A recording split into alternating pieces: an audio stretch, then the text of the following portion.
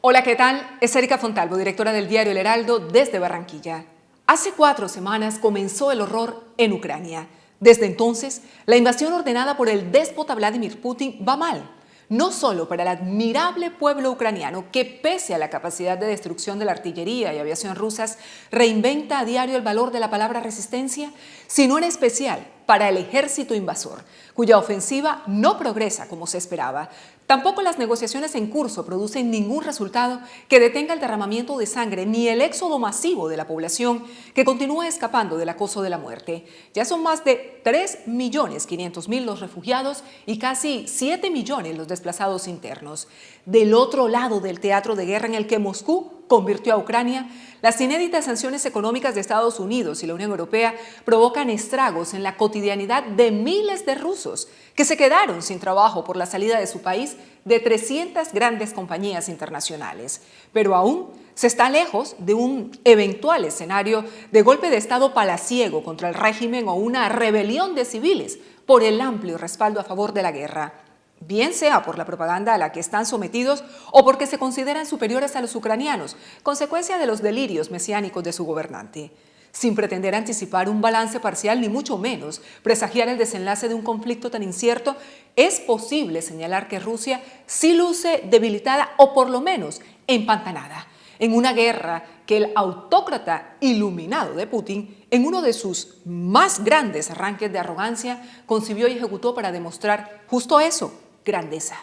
Claramente su apuesta no está saliéndole como esperaba. Primero, porque aunque han caído ciudades, sobre todo las más pequeñas, las tropas rusas no logran mantenerlas bajo su absoluto control por la resuelta desobediencia civil de sus habitantes, rebelados ante el ocupante hostil. Segundo, porque Moscú subestimó la capacidad y voluntad de los ucranianos de las grandes capitales que, en medio de los destrozos provocados por los continuos bombardeos aéreos contra sus infraestructuras, se mantienen firmes en su decisión de no rendirse ni doblegarse ante el enemigo. Es el caso de la asediada Mariupol, transformada hoy en una ciudad en ruinas.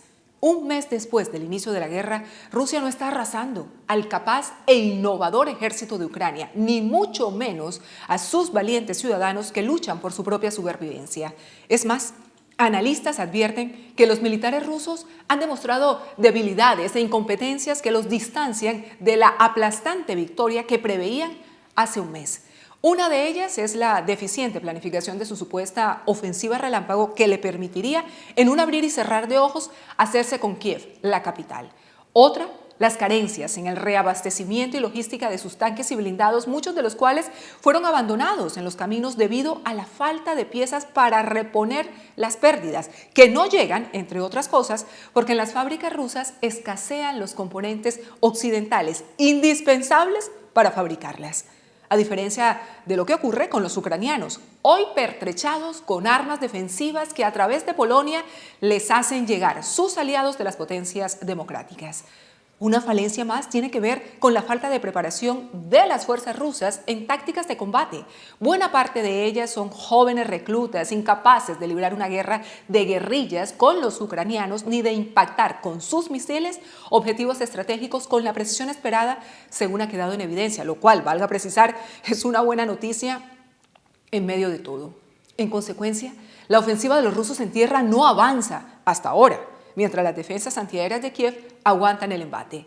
Sin embargo, lo peor estaría por llegar si se decide un ataque contra países vecinos o se da vía libre al uso de armas químicas, biológicas o nucleares.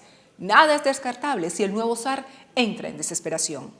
Tras un mes de crímenes de guerra, Ucrania empieza a ser un inmenso campo de batalla desierto, donde Putin podrá aún intensificar sus atrocidades e incluso declararse vencedor por ganar cruentas batallas a una costa de la vida de miles de sus combatientes.